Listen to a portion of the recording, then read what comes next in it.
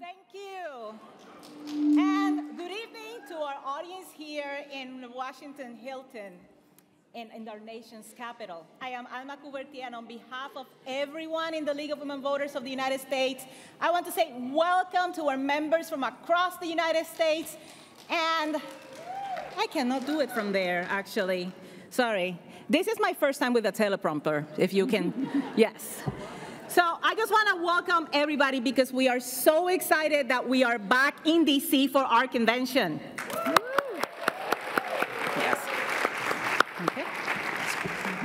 Thank you, Alma. I am Kelly McFarland Stratman, and I want to extend that welcome to our virtual audience joining us on Facebook. Tonight's panel is on an important and timely topic, and we appreciate that technology is allowing us to share it with a wider audience. So when we cast our votes for our president, you know that we aren't voting for the president, right? We're voting for intermediates. We're voting for electors from each party who select the president on our behalf. 5 times in American history, the person elected for president did not have the most votes, but was elected by the Electoral College. The Electoral College is a group of people in each state elected by political parties who act as a proxy for voters in selecting the president. And this spring, the League launched One Person, One Vote. Woo! Our long-term campaign to drive a movement that will eliminate the Electoral College. Together, all of us, we will move our nation beyond the archaic, racist Electoral College and towards true representation for all. So later in the program, we will be sharing more about how you can get involved in One Person, One Vote, how we can all work to dismantle this racist system and build a democracy that is powered by the people and for all the people. And we have an opportunity for you to engage tonight. For those of you tuning in online, you are welcome to post questions to the panel in the chat. And there are some note cards for those of you in the room on your tables, and staff will be around to gather those questions throughout the panel. But right now, let's get to it. We'd like to begin our panel presentation. We have brought together an impressive group of experts to share their views on the Electoral College. So I want to welcome tonight's panelists to the stage, as well as our moderator for this evening. I want to welcome Selena Stewart, our Chief Counsel for the League of Women Voters of the United States.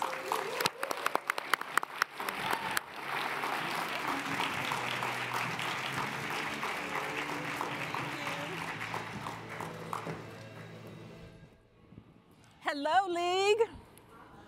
Okay, we're going to have to fix this. There we go. Okay. Hello, League. How are we tonight?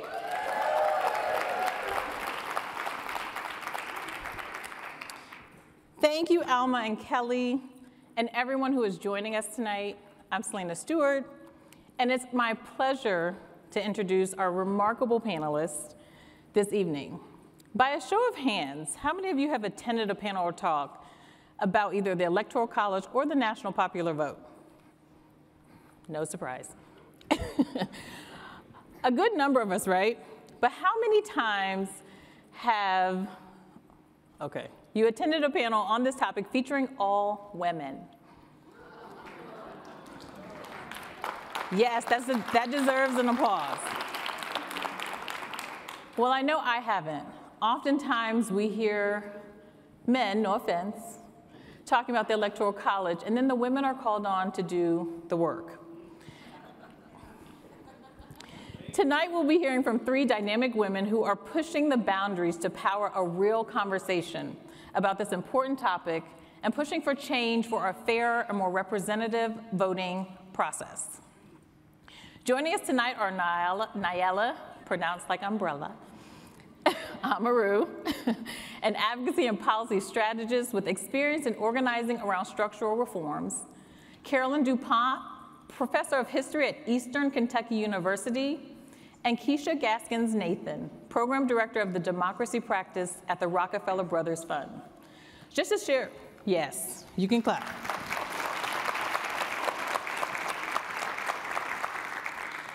Just to share a little more about our esteemed panelists, Nyala is a nationally recognized political strategist and campaign architect with an established track record influencing public policy through gender justice and the racial equity lens. Am I? She has led transformational issue campaigns and commanded high-level leadership roles in nonprofit organizations and government, where her advocacy work amplifies diverse voices in legislative conversations. Nyala's political impact in mobilizing grassroots efforts to progress social justice issues has positioned her as a sought-after speaker, thought leader, and media commentator. She holds master's degrees, yes, plural, in public administration, public policy, and urban affairs, dual bachelor degrees, come on, Nyala, for real. Dual bachelor degrees in political science and criminal justice, and is currently completing her PhD in political science. Please join me in welcoming Nyala.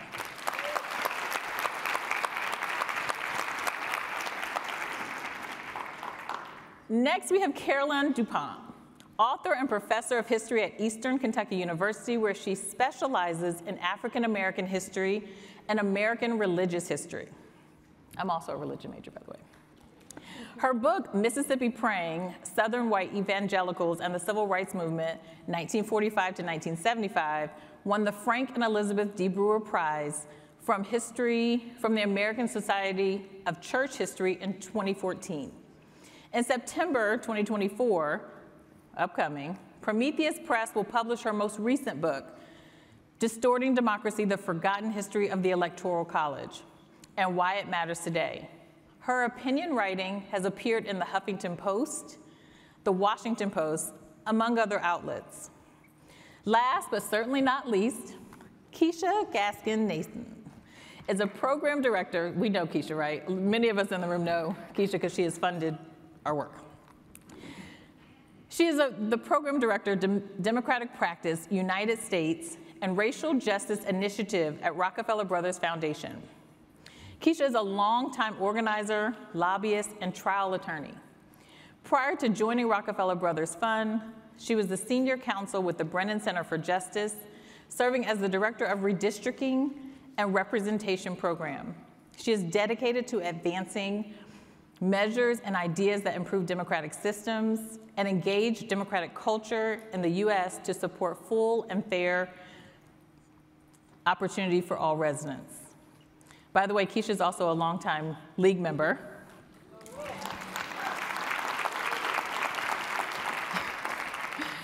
She was the executive director of the League of Minnesota. Yes, so Minnesota in the house. And when I have been on panels with Keesha, she often tells me info about the league that the average person just doesn't know. And she surprises me, even me. Finally, she is the 2021-2022 Daynard Public Interest Fellow at the Northeastern University School of Law, International and Public Affairs 2019 Aspen Ideas Scholar, and the 2008 Feminist Leadership Fellow with the University of Minnesota, Humphrey H. Humphrey Institute of Public Affairs, Center on Women and Public Policy. She has been featured on Background Briefing, The Great Battlefield, PBS NewsHour, MSNBC, and Bill Moyers. Now, are y'all excited about this panel? I am. So let's get into it. Okay. Hello. Good evening, everybody. Hello. How you doing? Hi. Well, let's jump right in. How would you all describe a healthy democracy? What does that mean to you? Carolyn, you want to start? Sure. So I think when we think about democracy, democracy means many things. But if we want to only focus on the aspect of democracy that has to do with voting and how our elections are structured, I think there are probably 4 things that I would say characterize a healthy democracy. And I think the first one would be that we vote in ways that are based on important, widely shared values. Secondly, I think that we all show up with equal power at the ballot box, that some people who live in one state don't have more power than those who live in another state, or no one has less power because they don't vote with the majority in their state. I think a healthy democracy involves transparency about how the process works. I noticed one of our introducers commented that, you don't vote for a president, you vote for an elector, but how many of y'all know the name of the elector that you voted, or of the electors that you voted for? I think most of us don't. And we shouldn't have to have videos that say what happens when you vote, because we should know what happens when we vote. It should be a transparent process. And then finally, I think a healthy democracy would include systems that produce candidates that Americans feel good about supporting. Keesha, what about you? What's a healthy democracy? So, I'm sorry. First of all, good evening, everybody. How are we today? That was terrible. We're going to do this again. Good evening. All right, now I know I'm amongst friends and we can do this. So when I think about a healthy democracy, I think about the shape, as we think about at the RBF. We're not a democracy program, but a democratic practice program. That means we're looking at our democratic systems and our democratic culture and the Venn diagram where those cross over, where we talk about our democratic practice. How do we actually engage in the practice of democracy, and what does that look like, and what is the crucible within what that rests? And for that, we need a strong liberal democracy. And I mean liberal in the very political sciencey term, not in the partisan term. And in that case, we're talking about Republican principles, democracy principles, constitutionalism, and liberalism. And that shows up with a country that operates on majority rule in the strictest democratic sense, with minority protections against the tyranny of the majority, a rule of law that applies to everybody and protects everybody, and people are the mechanism through which power to govern is derived, versus authoritarian spaces where elections can still be had, but the power to government actually doesn't derive from people. And it's incredibly important that we notice that it's not just the function and mechanics of elections, but the actual practice of how we actually elect, and that those mechanisms actually show up in our formal and informal processes to actually give and reflect the power of governance. Can you all hear us okay? Okay. Just want to make sure. Nayela, you want to close us out? I love this question because I think for me, democracy is both process as well as outcome, but most importantly, the connection between those two, right? And so it's the importance of those connections, which is essentially what builds us our bridge. And I think that bridge can be built primarily in 3 different ways. From my perspective as an organizer and all the other hats that I wear. First and foremost is accessibility and responsiveness. It's been alluded to on the stage, but some folks in the current political system, sometimes their vote is more valued. And in a healthy democracy, in the vision that I'm building towards, is that it's about responsiveness and its accessibility, but that also requires public participation and engagement. We are all well learned, I'm sure, in the trials of trying to get, sometimes our folks to come out to the polls or to get engaged, but that is such a core part of how do we get to this democracy that lives and thrives and is not just dependent on the triple prime voters that come out every election cycle. And the other component I think is absolutely integral that I've seen has such an important impact on the issues is reflective policymaking. And this falls under, I think, like the umbrella of co-governance. Government should not be thought of as this separate abstract thing that happens to people, but oftentimes in the communities that I come from, that I work with and work on behalf of, it is.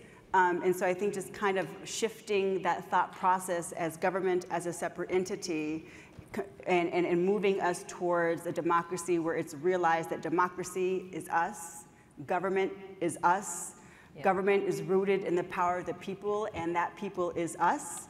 And those are the things that I think of when I think about building a healthy democracy. Awesome.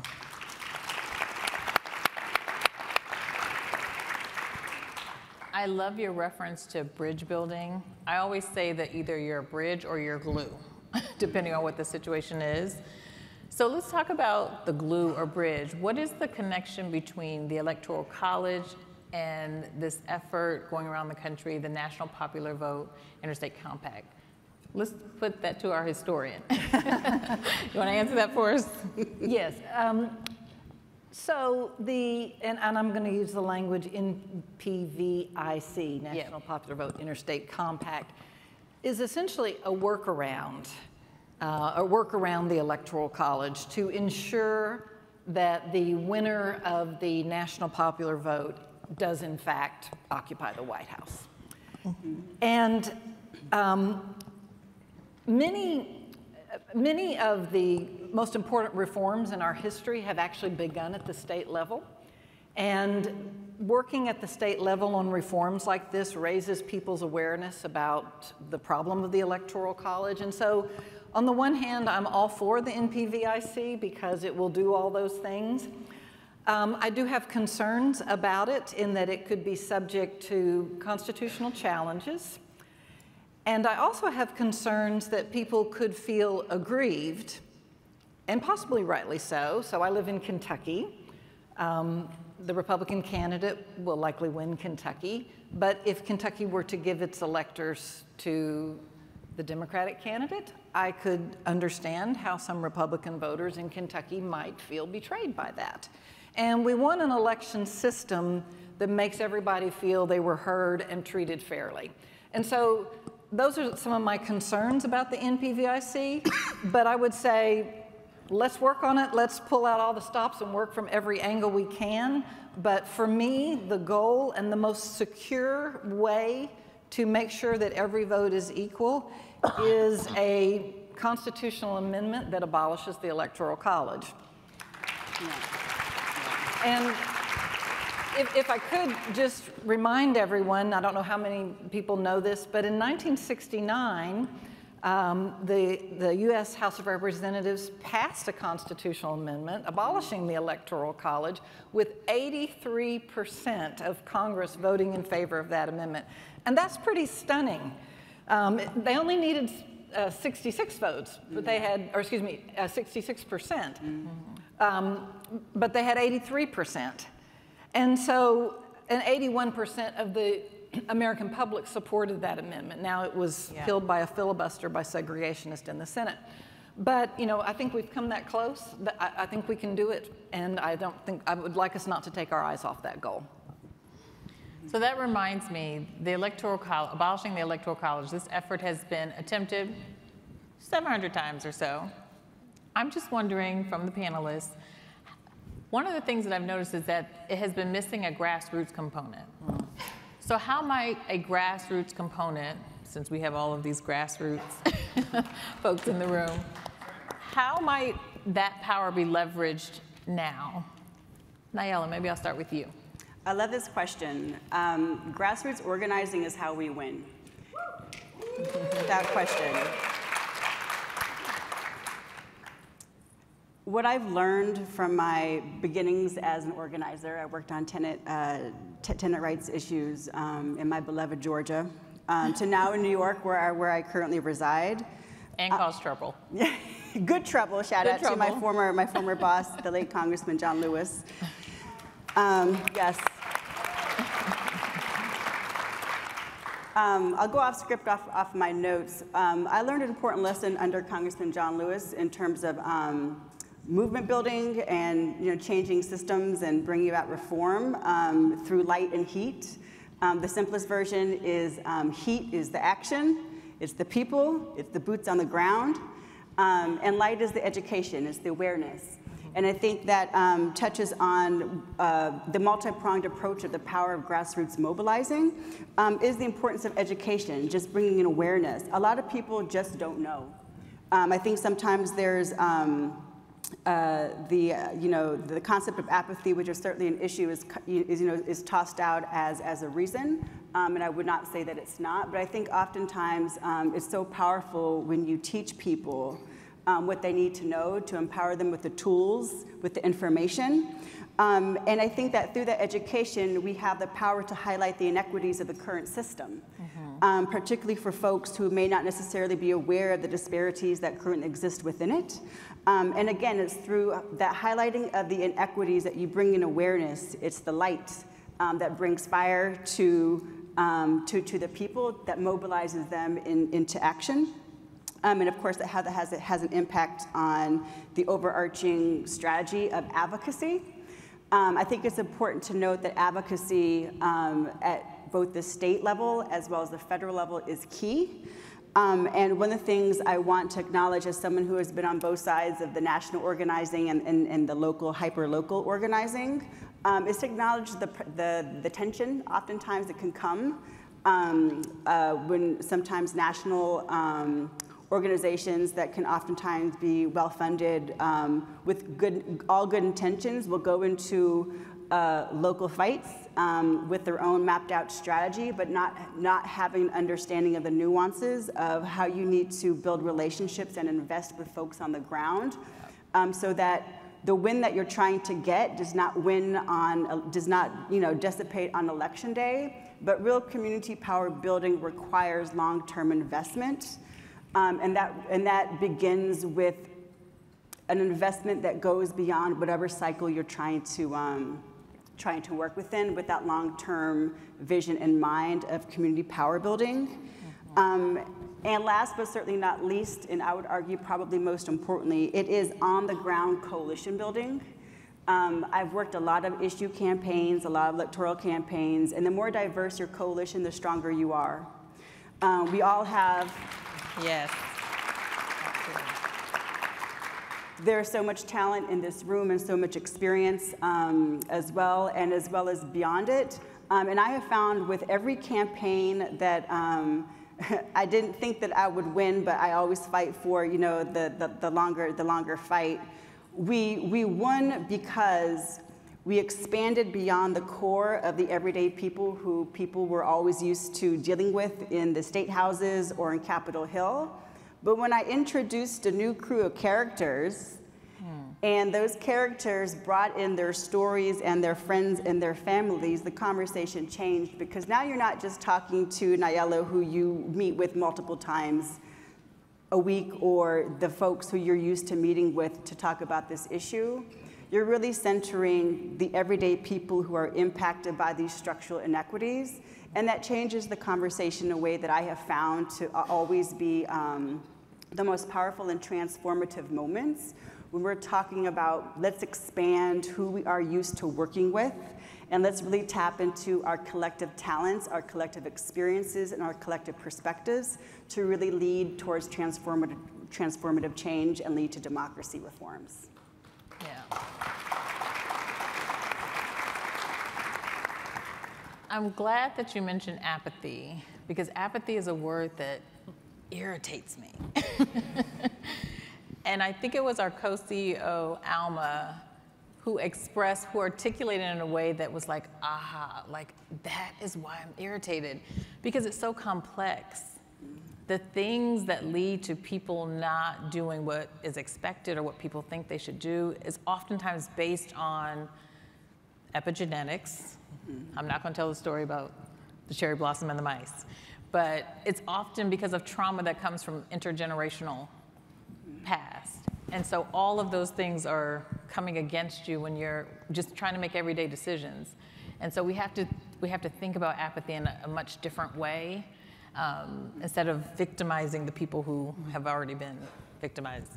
So Keesha, I want to talk with you, because we started talking about grassroots movements, but you know grassroots movement, and you also know the League. Yes. So I'm just curious what your thoughts are on how the League and our grassroots movement could be critical at this time. So structural reform demands civil society to be a driver, period, I'll stop, right? We want our elected officials to be leaders and champions of this issue, but of issues around structural democracy, specifically issues like abolishing the Electoral College. But sometimes we lose sight of the fact that that actually is asking folks to shoot the horse they rode into power on. And that actually the drivers of change and the drivers of reform are going to come from places and community. When we think about spaces like the League, I love Carolyn's point that Congress voted in 1969 to abolish the Electoral College after the League did it in 1968. Thank you. See, I told y'all. She always has fun facts. And it was fully clear they were all afraid of George Wallace. I don't know, I ran the League, I know who they're afraid of. But I think that being in partnership with the local leagues and understanding what it means to be in community and at the community level, understanding very deeply that communities are intelligent collectives of people who understand what they need. And when Naima talks about education, I mean, that is the connective tissue. It is not that we're giving them some sort of magical power, right? People know what they have and they know what they need, but they're not always able to connect the dots. And the League has always been a very important place around connecting those dots. Yeah. I have moved many, many times in my adult life, and every time I go into a new community, someone says, and I'm trying to figure out the legal structure. When I moved, or the political structure, when I moved to New York City, I was like, so there's a city council, and there's community boards, and there's a president of the sport, like, what is all this? And I went straight down to LWV, New York City, and they explained it to me. And they helped me understand where I wanted to enter, what it meant to be a citizen, and what it meant to engage. And those are the understandings of the structural issues, so people can actually understand why these structures, when they're connected to their desires, and that disconnect between their ability to express their power within the formal systems of our democracy and our informal systems, and when they're largely unsuccessful over and over and over and over again, that's when the structures come into play. And it feels to me that the League is such an essential place, particularly when the League works effectively in partnership with, I think, the amazing way that the League can come in with lots of knowledge, but with also humility and grace, in a way that really allows communities to shine through those relationships. So I think the League has got a very long and important history of understanding the large systems, the ability to be in community on the ground, deeply understanding the structural dynamics and dynamism of the political systems where they operate in at the most local of all levels, and being able to translate that in partnership to all communities around them for the future. Mm-hmm. That's you guys, by the way.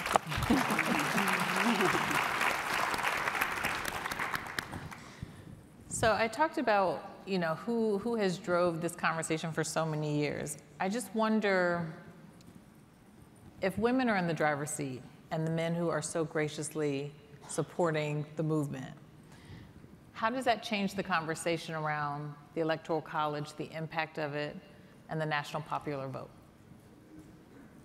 You want to start? Sure, I can go.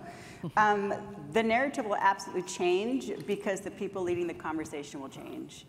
You know, women, we represent so many different lived experiences that are framed by our identities, which impact how we move throughout life, which impact how policy specifically shows up for better or for worse. But one of the things I've found really important in grassroots organizing is the importance of sharing our stories. You know, we can go through different experiences, take away different lessons, and sometimes, more often than not, we feel like we're the only one who's going through that particular situation. And then when we find the vulnerability to share our scars with someone else or with a room full of people, you realize that you're not the only one who is suffering from that particular experience. or even if someone didn't have that same exact experience, they recognize the pain, they recognize the consequences of having something fundamentally unfair happen to you.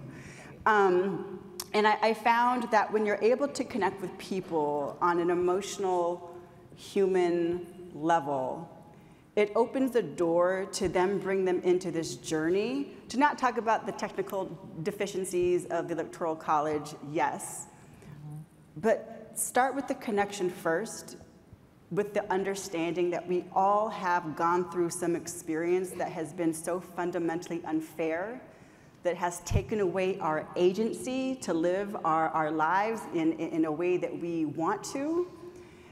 And most importantly, we have the power to change that collectively. And that conversation begins one-on-one. It begins in room of chapter, League of Women Voters chapters meetings. It begins with outreach. And that's something that I found that women tend to lean into, is not being afraid to open ourselves and to share our stories. And to use that connection, again, as an invitation into a longer journey of emotional connection in its own process, through education, through awareness, through grassroots mobilization, through advocacy at both federal and the state, can lead us to dismantling the Electoral College, because we are all suffering under a system that leaves us in such an unfair representative state, but we all have the collective power to change that, and that begins with those one-on-one conversations of connection. Thank you. Selena, can I challenge the question? Oh, I was coming to you. Go. Go. So what would it mean for women to be in the driver's seat? As a student of movements, I have yet to see a movement where women have not always been in the driver's seat. I think this movement, like many others, women are not fully engaged around the face of the movement or the narrative of the movement. Yeah. But this, like any other movements, would be nowhere if women weren't driving it forward. And I think the challenge of that, goes back to Naila's really important points, that failing to center the stories and experience of women while expecting women to continue to be the workforce that moves it forward is a disconnect that actually will ultimately result in failure. The drivers of the work must also be the face of the movement, must also be the narratives and the storytellers of the movement. And every time we see that, when women actually step forward and become that tip of the spear, and when women fall back, we see a failure of those same movements, right? Whether it's everything from the civil rights movement, globally, indigenous movements for democracy and rights of land and water, right? This is where we see women sacrificing themselves. They're at the front, absolutely, in all these spaces. Trans women at the front of the Stonewall riots, right? Mm-hmm. And when trans women and other women fell back from being the front of the gay rights movement, we saw how it changed, and now how trans folks are now the tip of the spear to undermine all the work that's been done. Right? That failing to center women and failing to center those experiences while always expecting women to be the workers of every movement is consistently a failure.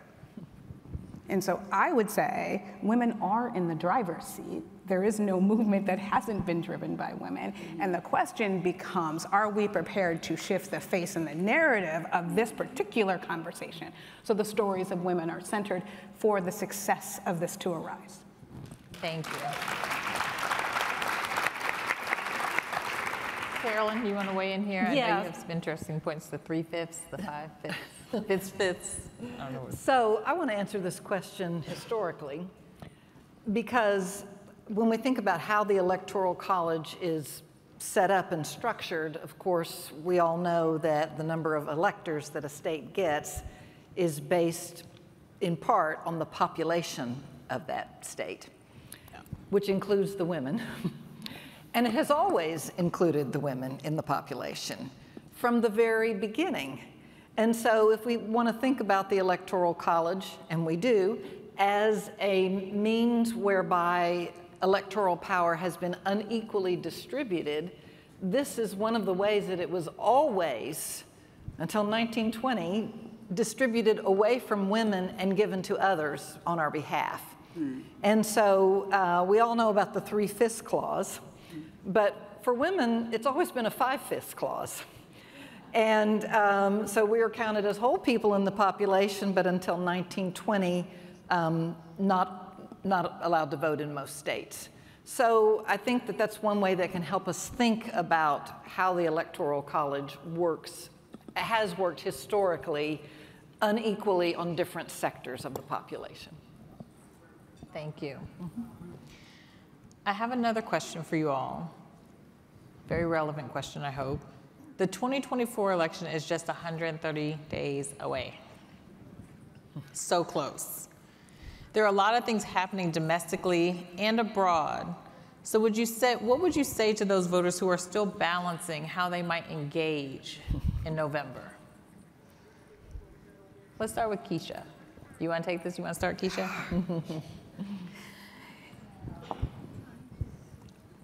I find this moment in political history, this moment where we are, to be a moment of great moral and ethical courage for everybody. And at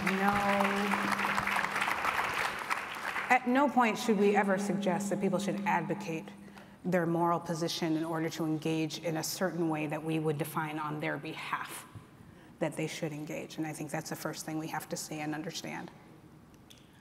I think secondly, we do have some challenges with particularly young folks having a clear understanding of how expression shows up. What do I mean? Silence and boycott are magnificently effective ways of expressing political outrage and accountability in economic and social media contexts. I withhold my dollars, I withhold my attention, I withhold, and they understand that very acutely. This is what I walk away with and walk away from. But that doesn't translate into politics, right? That withholding my voice, withholding my vote, withholding these actions actually undermines, advocates my power, and causes me to walk away from the very issues I care about the most.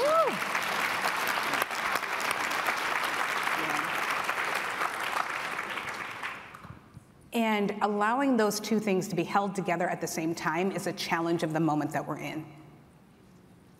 To understand that the governing class, period, has a long way to go to meet the needs of the American people.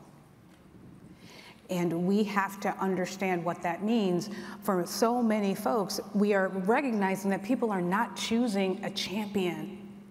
They are simply choosing the battleground for which their next fight is to be had.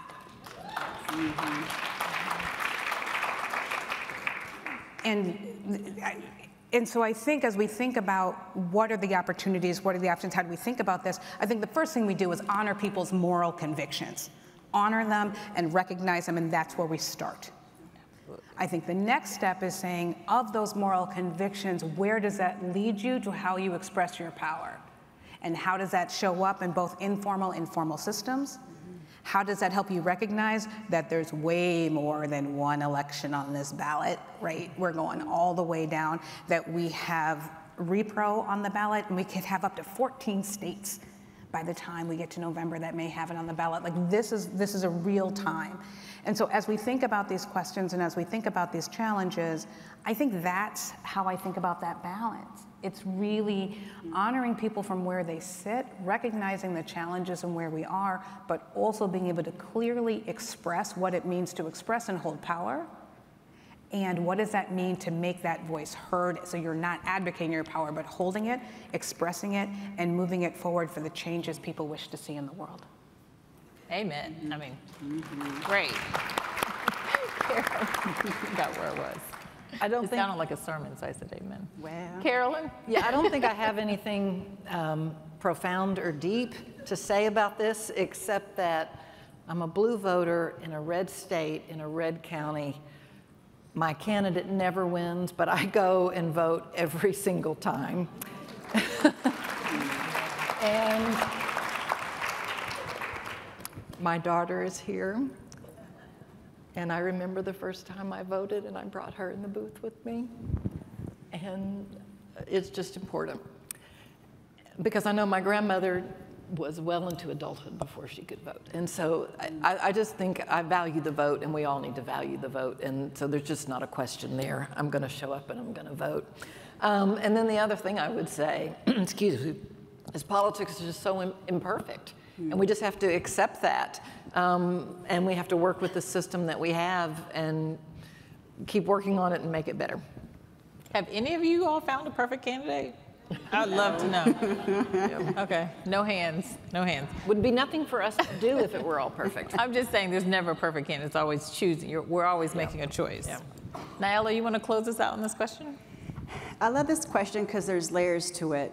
Layers that are frustrating to me, as well as an assignment for me to continue the work that I've been doing, and a call to action for the rest of us in this room. I think for me, I've always challenged folks who say they don't want to participate because they don't like the candidate or because the system is XYZ, to ask themselves, what does power mean to you?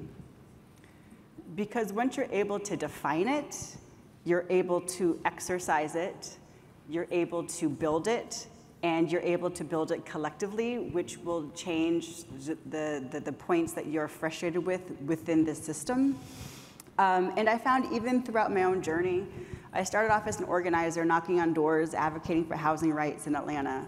And power meant to me at that time organizing rallies, holding elected officials accountable. When I worked on the Hill, power was information. When I've led political caucuses at the city council, power was maintaining a voting block, which is its own exercise. And so my own understanding of power has evolved as I've been exposed to it in different ways within our political processes, our policy systems. But it's such a fundamental question, and I think that so many of us, sometimes don't challenge ourselves by thinking deeply with it, and challenging folks within our circles, and most importantly, folks who do not feel engaged in the system, because through that exercise, I have found that what you understand as power is only one aspect of it, and my work as an organizer is always to expand it.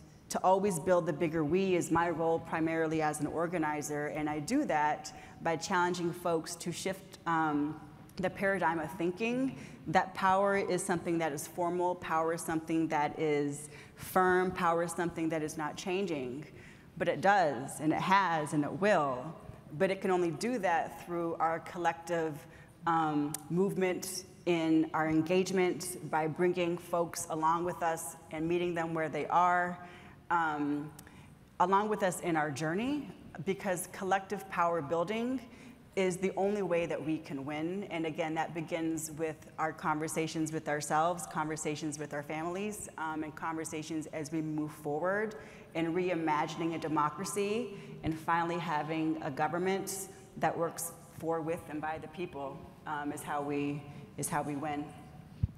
Awesome. Thank you.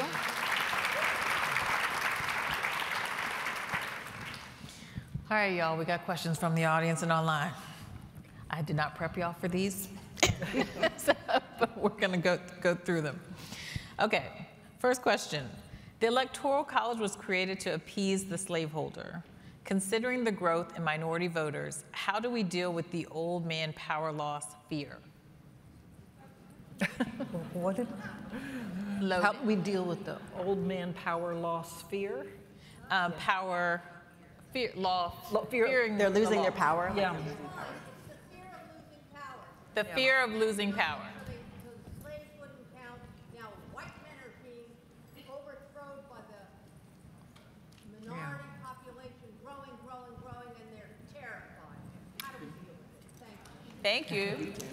Lady in the back.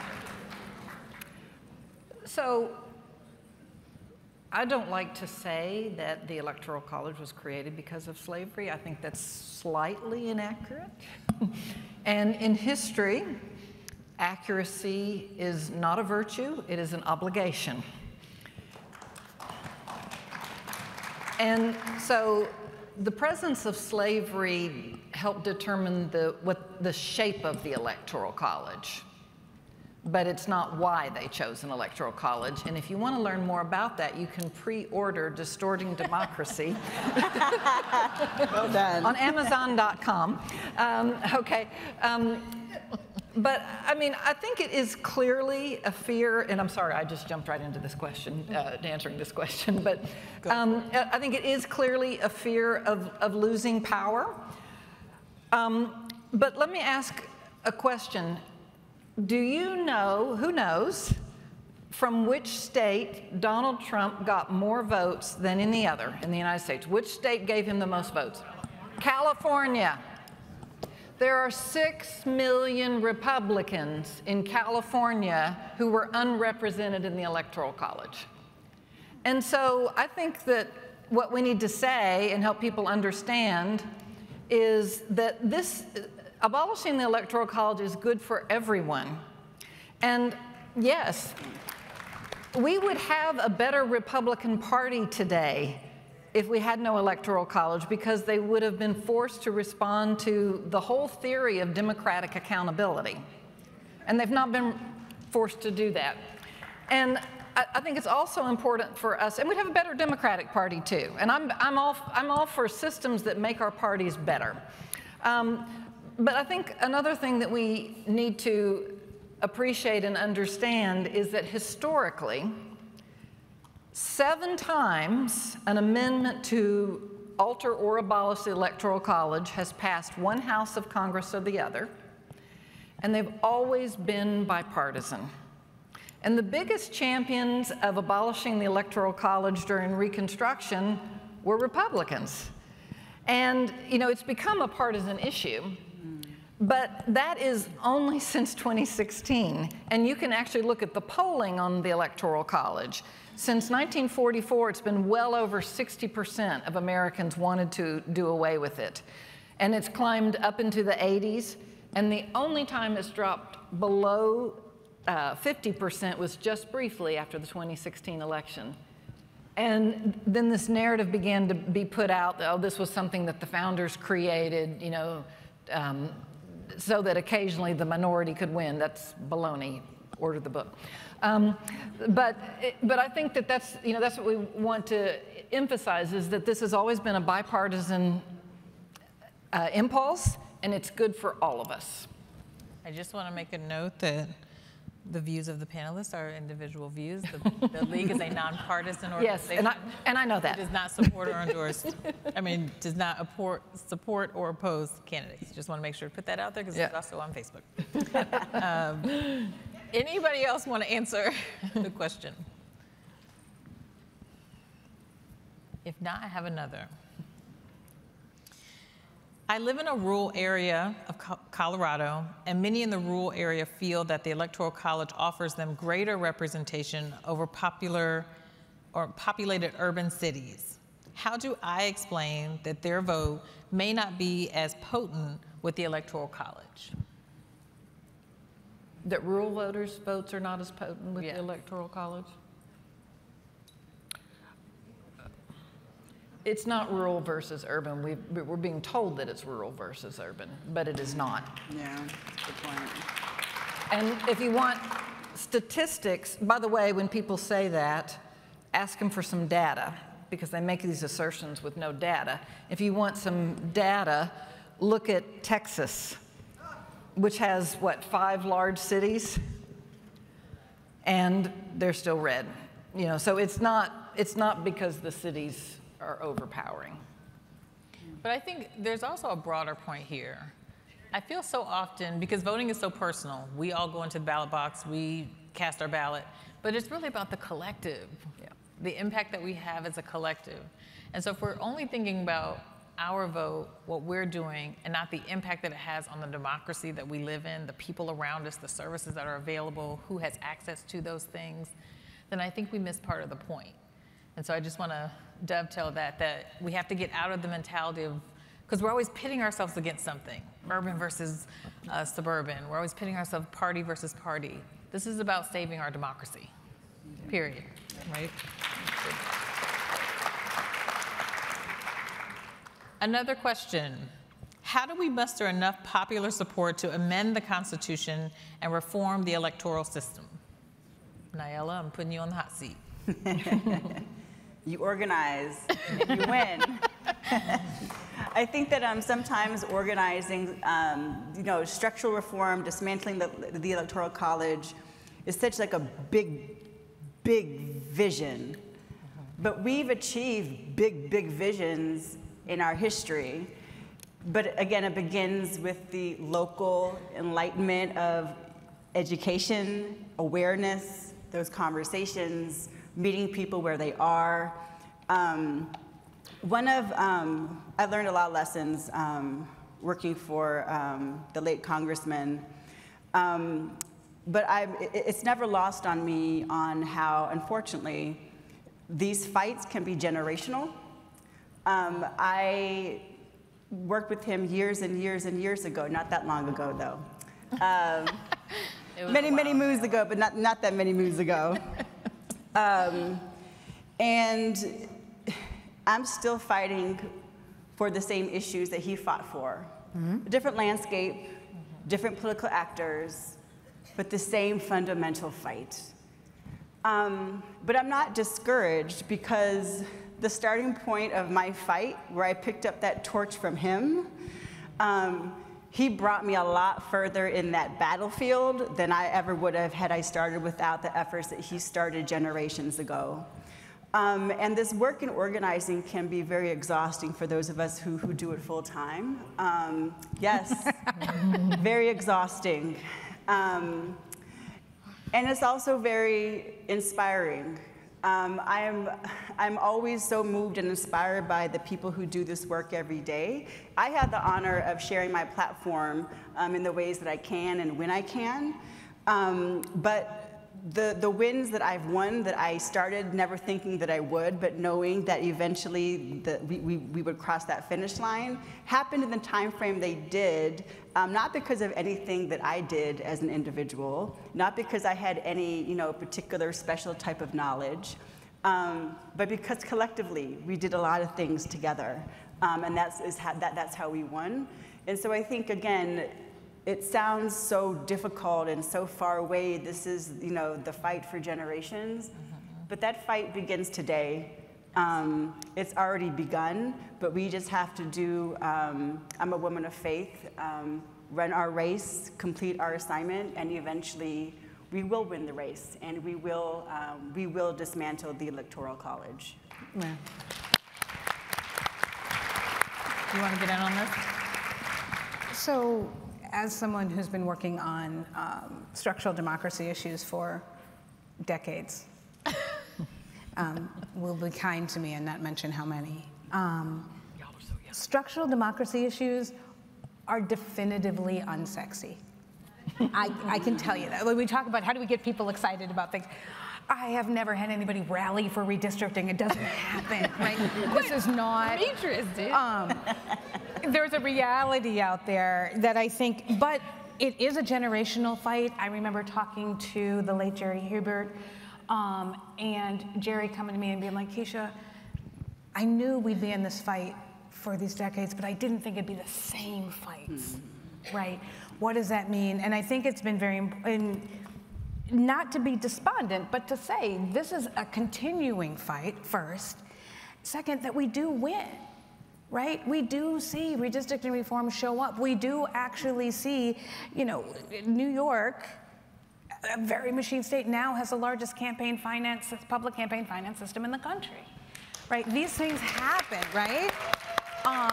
And so as we think about what that means, it means these fights can be won. And certainly the idea of amending the Constitution is, it's a huge lift. But the notion of saying what that means, how these things continue to be connected, how we continue to connect them together, I think feels very essential and important to me. Can I go back to the slavery question? Please.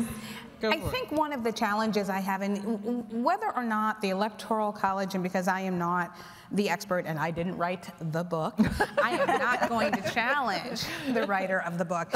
What I am going to suggest, however, is that there is not a single democratic system or structure that was designed when this country was founded that was not designed to shape and support the institution of slavery.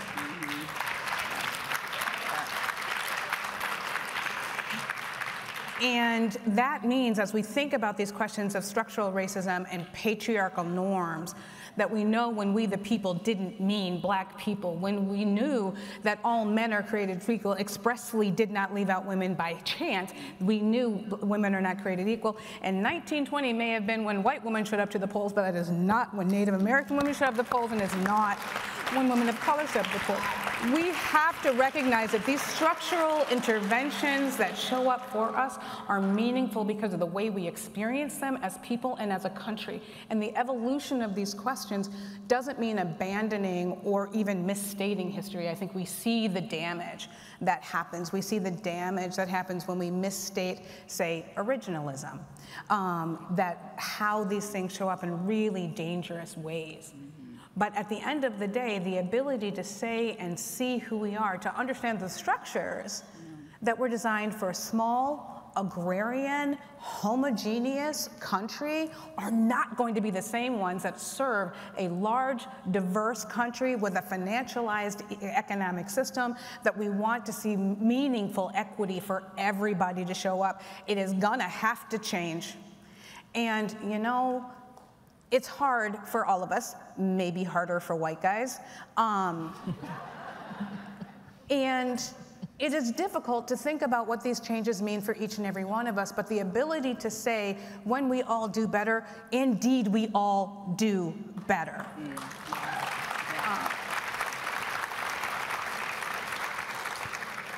And so while I do honor and respect the distinction that if you feel your power flows directly from your whiteness, you feel a loss.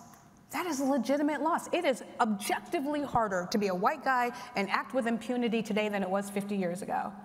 But as far as I'm concerned, it's not hard enough.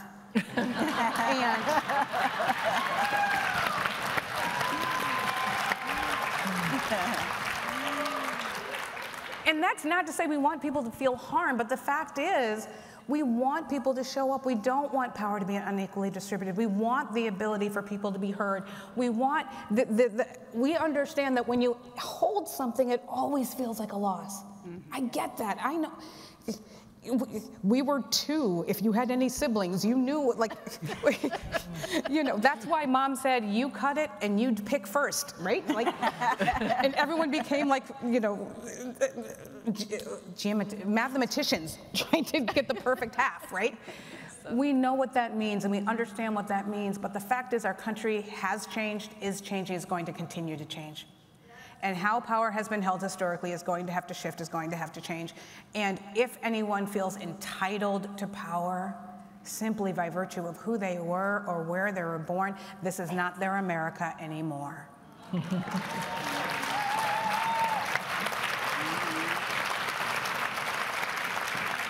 Let's talk about that. I'm going to look for my boss, who I think is going to tell me we're done, right? Okay, we're good. Okay. I just want to thank our panelists. Thank you so much to Nayela, Carolyn, and Keesha for joining us this evening.